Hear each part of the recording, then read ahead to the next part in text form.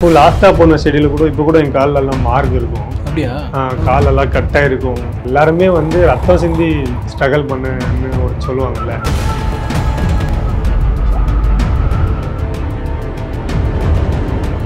சில பாம்பெல்லாம் நானே வந்து ஒரு கட்டு வீரர்களை பாட்டிலில் பிடிச்சி மேனேஜர் சார் காமிச்சு ரொம்ப தூரமாக தூக்கிட்டு போயிட்டு போட்டு வந்திருக்கோம்.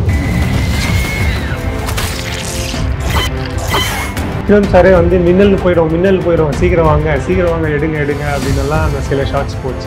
மின்னல் வர ஷார்ட்ஸ்லாம் உண்மையிலே மின்னல் வர வரைக்கும் வெயிட் பண்ணி அந்த மாதிரி எடுத்தீங்களா? ஏன்னா அந்த கிளைமேட் அப்படி இருந்துச்சு கேஜிஎஃப்ல. சரி நம்ம ஏன் அதை வந்து யூஸ் பண்ணக்கூடாது. செட்லேயே வந்து எல்லாரும் அமௌண்ட்டை ஷேர் பண்ணி பீஃப் வாங்கிட்டு வந்து சமைச்சு எடுத்துகிட்டு போயிட்டு டைரக்டருக்கும் கொடுத்தோம். எல்லாருமே சாப்பிட்டோங்க.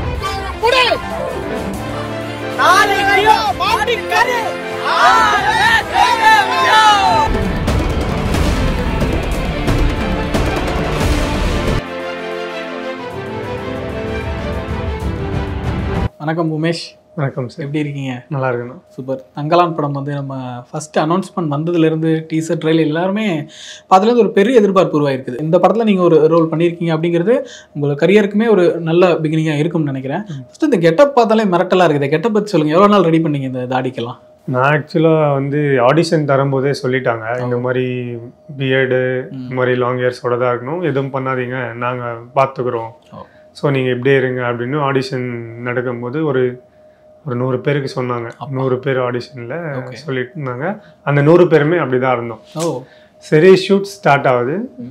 ஷூட்டு ஸ்டார்ட் ஆகிடுச்சின்னு மதுரையில் ஒரு ஷெடியூல் போகுதுன்னு தெரிய வந்துச்சு. எனக்கு என்னடா ஆடிஷன் தந்தோமே கூப்பிட்றேன்னு சொன்னாங்களே அப்படின்னு ஒரு இதுவாகவே இருந்துச்சு. சரி கூப்பிடுவாங்கன்னாங்க. அதே மாதிரி கால் பண்ணி கூப்பிட்டாங்க. அதுக்கப்புறம் அந்த கால் வந்த பிறகு அங்கே ஈவிபியில் தான் நம்ம முடியெல்லாம் வந்து ட்ரிம் பண்ணாங்க. இது ஆக்சுவலாக வளர்ந்துருக்கு. எனக்கு 1-0 எடுத்துருவாங்க எல்லாருக்குமே. ஜான்சி நகருக்கு மாதிரி ஃபுல்லாக எடுத்துருவாங்களா? ஆமாம். ஓகே. எவ்வளோ நாள் வளர்த்தீங்க தாடி நீங்கள்? 1 இயர் ஆயிடுச்சு almost. Okay. So Thangalaan start ஆகி 1 இயர் ஆச்சு. அது அப்படியே விட்டதே 1 இயர் ஆயிடுச்சு. தங்கலானில் உங்கள் ரோல் என்ன மாதிரியான ஒரு ரோல்? நான் ஒரு தங்கலான் ஊர் மக்களாக இருப்பேன். ஊர் மக்களாக ஒரு 100 கம்பெனி ஆர்டிஸ்ட் இருக்கும். ஓகே. அதில் ஒரு பர்சனாக நான் இருப்பேன். ஓகே. இந்த படத்துக்கான வாய்ப்பு எப்படி கிடைச்சது உங்களுக்கு? இந்த படத்துக்கான வாய்ப்பு வந்து என்னோட 6 இயர்ஸ் ட்ராவல். அது அண்ணன் கூட, ரஞ்சித் சாரோட. சாரோட அண்ணன் சொல்லி நாங்கள் பழகிறதுனால ரஞ்சித் அண்ணன் தான் நம்மளுக்கு வரும். என்னென்னா நம்ம ஊருக்கு நந்தி சுவாதியோட படுகொலைக்கு ஜஸ்டிஸ்க்காக வராது அண்ணன். அப்போ நாங்கள் வந்து எங்கள் ஊர் பையன்தான், நெக்ஸ்ட் ஊர் பையன்தான் ஓசூரில். ஸோ அப்போ வந்து ஃபாலோ பண்ண ஆரம்பித்தேன். அங்கே உதயாண்ணான்னு ஒரு அண்ணாவை நான் மீட் பண்ணேன். ஸோ நான் சினிமா இன்ட்ரெஸ்டாக தான் கேட்டுட்டு உள்ளே வந்தேனே. அண்ணன் கேட்கும் போதும் அதை தான் சொன்னேன். அதுக்கப்புறம் வந்து அண்ணன் டீமில் ஒர்க் பண்ணும்போது தான் தெரிஞ்சிச்சு, இந்த ஸ்ட்ரகிள்காக தான் அண்ணன் வந்து இந்த மாதிரி ஒரு பொலிட்டிக்கலாக மூவிஸ் எடுக்கிறாரு, பொலிட்டிக்கலாக அண்ணன் ஏன் இவ்வளோ திங்க் பண்ணுறாருன்னு அப்போ தான் எங்களுக்கு யோசிக்க ஆரம்பிச்சிச்சு. அவர் கூட ட்ராவல் பண்ணும்போது தான் எங்களுக்கு இதோட all deep of the struggle தெரிஞ்சுது. ஸோ இப்போ அந்த ஸ்ட்ரகிள் வந்து எல்லாம் வெளில வந்துட்டோம். ஸோ அது ஹாப்பியாக இருக்குது. அந்த ஜஸ்டிஸ் ஃபஸ்ட்டு நாங்கள் ஜெயிச்சதே எங்களுக்கு வந்து ஒரு ஹாப்பியாக இருந்துச்சு. அதை அப்படியே ஃபாலோ பண்ணிட்டு வானம்ன்ற ஒரு நிகழ்ச்சிக்கு ஆடிஷன் வருது. இது எப்போனா 2018. அந்த 18 வானம் நிகழ்ச்சியில் ஆடிஷனுக்கு சாண்டி அண்ணா டான்ஸ் கிளாஸில் தான் நான் போயிட்டு ஆடிஷன் தரேன். அங்கே ஸ்டார்ட் ஆச்சு நம்ம ட்ராவல். அங்கே ஸ்டார்ட் ஆகி இன்றைக்கி தங்கலானா நிற்கிது. இப்போ தங்கலானில் வந்து நிறைய ரியல் லொக்கேஷன்ஸ்லாம் ஷூட் பண்ணியிருக்காங்க. ஷூட்டிங் ஸ்பாட்டில் நிறைய ஸ்ட்ரகிள்ஸ் இருந்ததெல்லாம் சொன்னாங்க. நீங்கள் என்ன மாதிரி லொக்கேஷன்ஸ்லாம் ஷூட்டில் பார்ட்டிசிபேட் பண்ணீங்க? அந்த ஷூட்டிங் எக்ஸ்பீரியன்ஸ் பற்றி கொஞ்சம் சொல்லுங்கள். ஷூட்டிங் எக்ஸ்பீரியன்ஸ்னால் அது வந்து எல்லாருமே ஸ்ட்ரகிள் பண்ணோம் தான். இந்த ஸ்ட்ரகிளை வந்து ஹாப்பியாக பண்ணோம். ஏன்னா அந்த ஊர் மக்களாக நாங்கள் வந்து வாழ்ந்தோம். இந்த ஸ்ட்ரகிள்லேருந்து தானே நம்ம தாத்தா பாட்டியெல்லாம் வந்திருப்பாங்க. ஸோ அதை நாங்கள் வந்து இப்போது லைவாக வந்து ஒரு ட்ராமாவாக நாங்கள் வந்து க்ரியேட் பண்ணி எங்களுக்குள்ளே நாங்கள் அந்த எக்ஸ்பீரியன்ஸை ஃபீல் பண்ணியிருக்கோம். 1870s போயிட்டோம் நாங்கள். ஸோ ஒரு ஆர்டிஸ்ட்டுக்கு வந்து எப்போவுமே தங்களை அழகாக ப்ரொஜெக்ட் பண்ணிக்கணும். ஹேர் கட்லேருந்து ட்ரெஸ்ஸிங்லேருந்து எல்லாமே அப்படின்னு தான் எதிர்பார்ப்பாங்க. பட் நீங்கள் பார்த்தீங்கன்னா காஸ்டியூம்ஸே இருக்காது. ஒரு கோவணம் அந்த மாதிரி தான் கட்டிகிட்டு இருக்க மாதிரி இருக்கும். முடி தாடி எல்லாமே இப்படி வளர்த்துட்டு இருக்கீங்கல்ல, அந்த கெட்டப்பில் ஃபஸ்ட் டைம் உங்களை நீங்கள் பார்த்தப்போ ஸ்பாட்டில் போயிட்டு அந்த காஸ்டியூமில் பார்த்தப்போ உங்களுக்கு எப்படி இருந்துச்சு? அந்த காஸ்டியூமில் பார்க்கும்போது புதுசாக தான் இருந்துச்சு. ஏன்னா நம்ம ஒரு படம் பண்ணுறோம், இந்த மாதிரி ஒரு படம் தான் எங்களுக்கு தெரிஞ்சிருச்சு. ஸோ காஸ்டியூம் நாங்கள் இன்னும் கொஞ்சம் அதிகமாக தருவாங்கன்னு பார்த்தோம். அதுவே எப்படி கம்மி பண்ணலாம் தான் யோசிச்சாங்க. ஏன்னா அந்த பீரியட்ல வந்து அப்படிதான் இருந்திருக்காங்கன்றத ஒரு ரெஃபரன்ஸ் எடுத்து தான் ரஞ்சித் அண்ணன் பண்ணியிருக்காரு. ஸோ அப்போ நம்ம அதுக்கு அடாப்ட் ஆகி தான் நாங்கள் ஆக்சுவலாக இப்போ தான் ஸ்டார்ட் பண்ணுறோம். ஃபீல்டுக்குள்ளேயே எக்ஸ்பீரியன்ஸ் பர்சன் விக்ரம் சார் அவரே அந்த மாதிரி நிற்கும் போது நம்ம அதை யோசிக்கணுமான்னு பார்த்தேன். பட் போக போக போக எங்களுக்கு அந்த ட்ரெஸ்ஸு கம்ஃபர்டபுள் ஆயிடுச்சு. இப்போ நம்ம அந்த ஷூட் முடிஞ்சு வீட்டுக்கு போனால் ஒரு பேண்ட்டோ ஷர்ட்டோ போடும்போது அதே கம்ஃபர்டபுளாக இருந்துச்சு அப்படின்ற மாதிரி தான் இருக்கும். ஷூட்டிங் ஸ்பாட் வந்து நிறைய காட்டிலலாம் ஷூட் பண்ணியிருக்காங்கன்றப்போ மலைகள் அந்த மாதிரி இடங்கள்ன்றப்ப அங்கே வந்து நிறைய டிஃபிகல்ட்டிஸ் இருந்ததெல்லாம் சொன்னாங்க. நிறைய கல் முள்ளு தேல் அந்த மாதிரி பிரச்சனைகள் நிறைய இருந்துன்னு சொன்னாங்க. நீங்கள் என்னெல்லாம் ஃபேஸ் பண்ணீங்க அதில்? நான் இப்போ லாஸ்ட்டாக போன ஷெடியூல் கூட இப்போ கூட என் காலெல்லாம் மார்க் இருக்கும். அப்படியா? காலெல்லாம் கட்டாக இருக்கும், ஃபிங்கர்ஸ்லலாம் எல்லாருக்குமே மார்க் இருக்கும். எனக்கு மட்டும் இல்லை, எங்கள் கூட 100 company artist co artist work பண்ண எல்லாருக்குமே, பெரிய ஆர்டிஸ்ட்லேருந்து லாஸ்ட் கடைசி ஆர்டிஸ்ட் வரைக்குமே அந்த அடி இருக்கும். எல்லாருமே வந்து ரத்தம் சிந்தி ஸ்ட்ரகிள் பண்ணன்னு ஒரு சொல்லுவாங்கல்ல, இது வேர்வையே ரத்தமாக சிந்திருக்கோம் நாங்கள் இந்த படத்துக்கு. என்ன மாதிரி காயம், எப்படி காயம் ஏற்படுதுன்னு சொல்கிறீங்க? கட்டாக இருக்கும் இப்படி காலெல்லாம். ஆக்சுவலாக சொல்லணுன்னா என் கால் மார்க் தெரியுதா, இங்கே இந்த மார்க்கு, இந்த மார்க்கு, இதோ இங்கே ஒரு கட்டு, இதெல்லாமே அங்கே இருக்க ஸ்டோன்ஸ் கட்டை. இந்த மாதிரி எல்லாருக்குமே அது செருப்பெல்லாம் போடாமல் நடிக்கும். ஆமாம், செருப்பெல்லாம் எதுவுமே இல்லைன்றதுனால அதெல்லாம் முள், அந்த அரிப்பு செடியெல்லாம் இருக்கும். திடீர்னு அந்த ஷார்ட்டில் ஓடி போய் நாங்கள் அங்கே கீழே விழணுன்னா அந்த அரிப்பு செடி மேலே விழுட்டு போன்னு தெரியல நம்மளுக்கு. அது ஃபுல்லாக உடம்பெல்லாம் அரிக்க ஆரம்பிச்சிடும். எல்லாமே இந்த எப்படி சொல்கிறது, இந்த காற்று மழை எல்லாமே எல்லாத்தோடையும் நாங்கள் வந்து ட்ராவல் பண்ணோம். மண், எங்கள் உடம்புல டஸ்ட் இருக்கும், இங்கே காற்றடிக்கும், டப்புன்னு மழை வரும், இடி இடிக்கும். எப்படி சொல்கிறது, ஒரு சினிமாவில் வந்து நீங்கள் உட்காந்து ஸ்க்ரீனில் பார்க்கும்போது அதை ஃபீல் பண்ணுவீங்க. ஆனால் அதை நாங்கள் லைவ்லேயே வந்து எந்த செட்டும் இல்லாமல் எதுவுமே யூஸ் பண்ணாமல் அதை ஒர்க் பண்ணியிருக்கோம். ஷார்ட்ஸ்லேயும் வரும், சில ஷார்ட்ஸில் வந்து அந்த மழை அதெல்லாம் ஒரிஜினல் தான், எதுவுமே வந்து இங்கே ஃபேக்காகவே போடல. ஆமாம், அந்த இடி மின்னல் எல்லாமே ஒரிஜினலாக தான் இருக்கும். ஓ, அந்த இடமே கொஞ்சம் அப்படிதான் இருந்துச்சு. அதுலேயே ஷூட் போகலான்னு ரஞ்சித் சார் வந்து என்கரேஜ் பண்ண. விக்ரம் சாரே வந்து மின்னல் போயிடும், சீக்கிரம் வாங்க, எடுங்க அப்படின்னு எல்லாம் அந்த சில ஷார்ட்ஸ் போச்சு. மின்னல் வர ஷார்ட்ஸ்லாம் உண்மையிலே மின்னல் வர வரைக்கும் வெயிட் பண்ணி அந்த மாதிரி எடுத்தீங்களா? அந்த ஷார்ட் ஏன்னா அந்த கிளைமேட் அப்படி இருந்துச்சு கேஜிஎஃப்ல. சரி, நம்ம ஏன் அதை வந்து யூஸ் பண்ணக்கூடாது, ஏன்னா சிஜிக்காக இது ஆகுன்றதுனால சில இடத்துலலாம் ஒரு 2-3 ஷார்ட்ஸ் அது வருதான்னு தெரியல. பட் அந்த மாதிரி ஒரு ஷார்ட் போச்சு. நான் எக்ஸ்பீரியன்ஸ் பண்ணதுனால சொல்கிறேன். இந்த படம் நிறைய லொக்கேஷன்ஸில் ஷூட் பண்ணதான் சொன்னாங்க. நீங்கள் என்னென்ன லொக்கேஷன்ஸ்லாம் கலந்துக்கிட்டீங்க? நான் ஒகேனக்கல், கேஜிஎஃப், ஆல்மோஸ்ட் எல்லா இடத்துலையும் கலந்துக்கினேன்.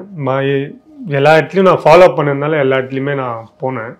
ஏன்னா ஓசூரில் தான் நான் இருக்கேன், அங்கேருந்து பக்கம் தான். சரி, அதனால் போய் நான் பார்த்தேன். இருக்கிறதுலே ஒகேனக்கல்ல தான் அவங்க ரொம்ப ஸ்ட்ரகிள் பண்ணாங்க.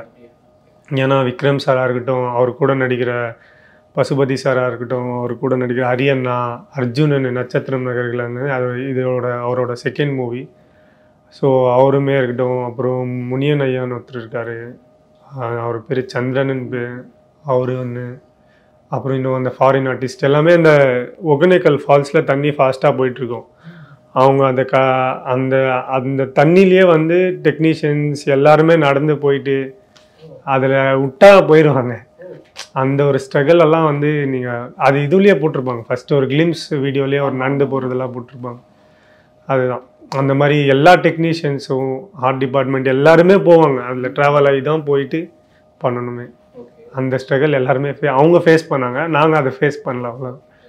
இப்போ வெதர் கண்டிஷன்ஸ் பற்றி நீங்கள் சொன்னீங்க, அது இல்லாமல் அங்கே இருக்க கல் முள் அந்த மாதிரி விஷயங்களுமே சொன்னீங்க. தேல் பாம்பெல்லாம் கூட இருக்கும், எப்போ எதுவுன்னு தெரியாது, அந்த மாதிரியான பிரச்சனைகள்லாம் இருந்துன்னு சொன்னாங்க. எடுத்தால் தேல் பாம்பெல்லாம் வரும், அது எதுவுமே எங்களுக்கு ஹர்ட் பண்ணல. நாங்கள் எதுவுமே அதையும் ஹர்ட் பண்ணல. சில பாம்பெல்லாம் நானே வந்து ஒரு கட்டு பாட்டிலில் பிடிச்சி மேனேஜர் சார் காமிச்சு ரொம்ப தூரமாக தூக்கிட்டு போயிட்டு போட்டு வந்திருக்கோம்.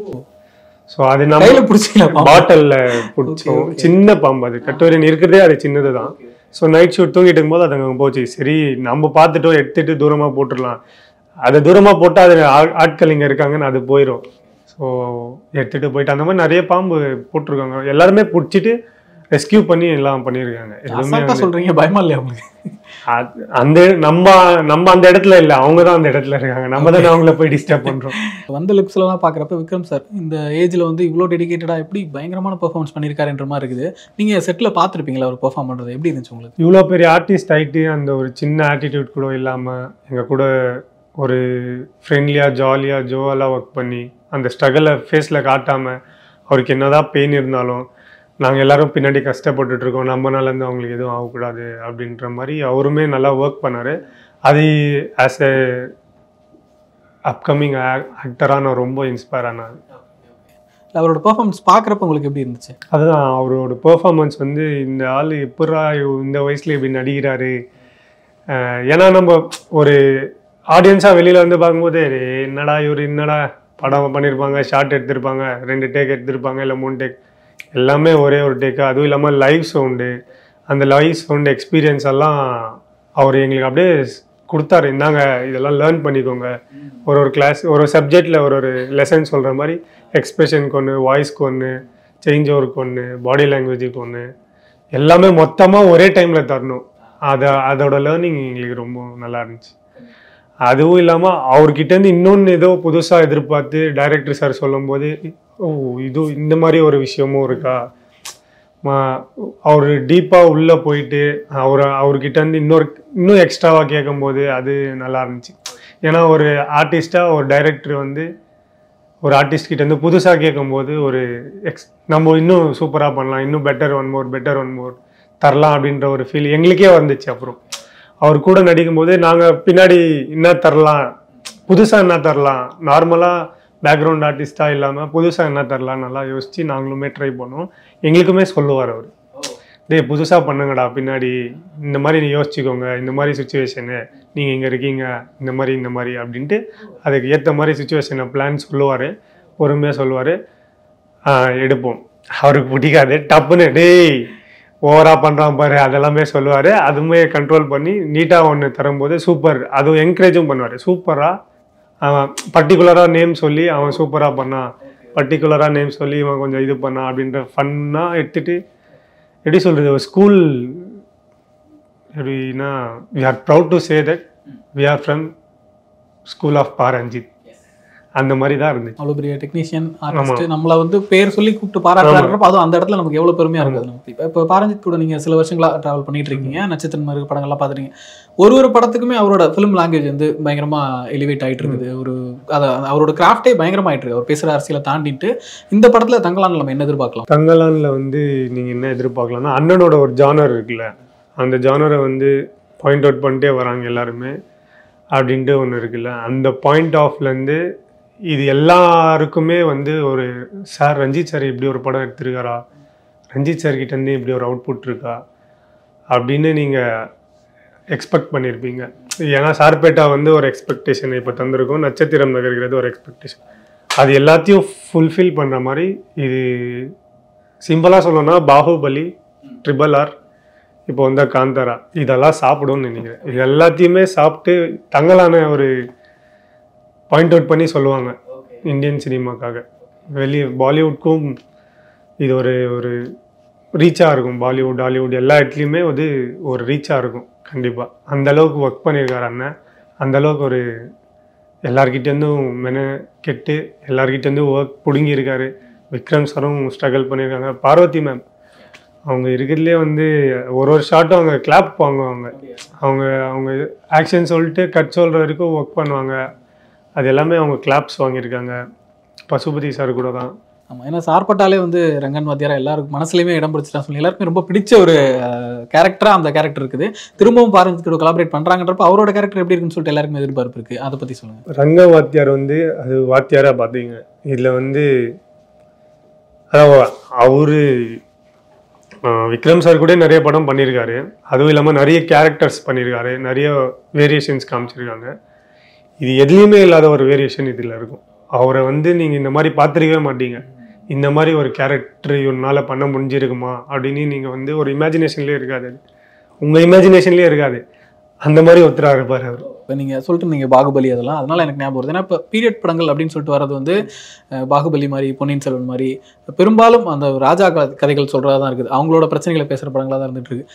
அந்த வகையில் தங்கலான் வந்து அடித்தட்டு மக்களோட பிரச்சனைகளை பேசுகிற படமாக இருக்கிற மாதிரி தான் தெரியுது. ரஞ்சித் படங்கள் தொடர்ந்து அப்படி தான் இருந்துகிட்டு இருக்குது. அந்த படங்கள் கூட இந்த படம் எப்படி போட்டு போடும்னு நினைக்கிறீங்க நீங்கள்?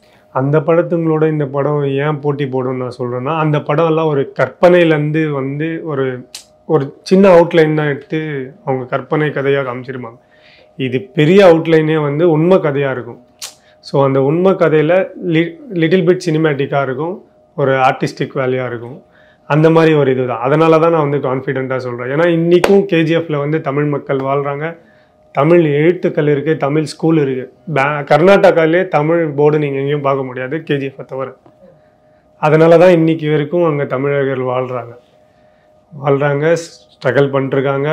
நிறைய பேர் ரீச் ஆகிருக்காங்க, நிறைய பேர் படித்து வெளியும் போயிருக்காங்க. ஸோ அது ஏன் அந்த இடத்துல கேஜிஎஃப்பில் இவ்வளோ ஸ்ட்ராங்காக அந்த பீப்புள் இருக்காங்கன்றத இந்த படம் சொல்லும். ஸோ இப்போ ஷூட்டிங் பற்றி சொல்லிட்டு இருந்தீங்க, நிறைய ரியல் கொஷின்ஸ் ஷூட் பண்ணாங்க, அங்கே நிறைய காம்ப்ளிகேஷன்ஸ் இருக்குன்னு சொல்லிட்டு. நிறைய வசதிகள் இருக்காது அங்கே, சாப்பாடுமே கூட குறிப்பிட்ட இடங்கள் தான் இருக்கும், சில விஷயங்கள் தான் கிடைக்கும் இருக்குல்ல, அதுலேருந்து சில ஸ்ட்ரகிளான விஷயங்கள் ஷேர் பண்ணுறீங்களா? ஸ்ட்ரகிளோட ஹாப்பியாக நாங்கள் என்ஜாய் பண்ணி இருந்தோம்னா என்னென்னா, இப்போது வந்து அங்கே எங்களுக்கு ப்ரொடக்ஷனில் ஃபுட்டு இருந்தாலுமே வந்து எப்படின்னா, நாங்கள் ஸ்நாக்ஸ் ஒரு நாள் என்ன பண்ணாங்க, அண்ணன் வந்து மார்னிங் பிரேக்ஃபாஸ்ட் எப்போவுமே ரஞ்சித் சார் வந்து பழைய சாதம் தான் அவருக்கு கிளாஸில் போகுது. யாருக்கு போகுது? நாங்கள் என்ன நினச்சோம், சரி யாரோ ஆர்ட் டிபார்ட்மெண்ட்டில் கேட்குறாங்க போல், யாரோ வயசுனவர் கேட்குறாரு, இல்லை நம்மள மாதிரி யாரோ பழைய சாதத்தை லைக் பண்ணவங்க போகிறாங்க அப்படின்னு நினச்சின்னு எடுத்துகிட்டு போவோம்.